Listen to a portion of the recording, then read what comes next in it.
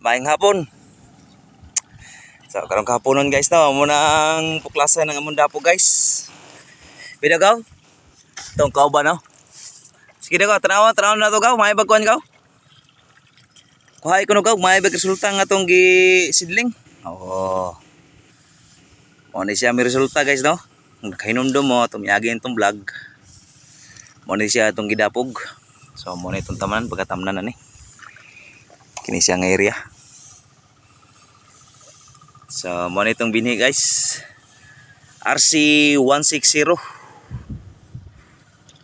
So kuha ko nung net gaw, unsay ko na ni gaw. So atong gitabunan guys no, kita dito tabunan tong screen cab. Grabe kay daghang langgam. So mo ni ang atong kauban ron.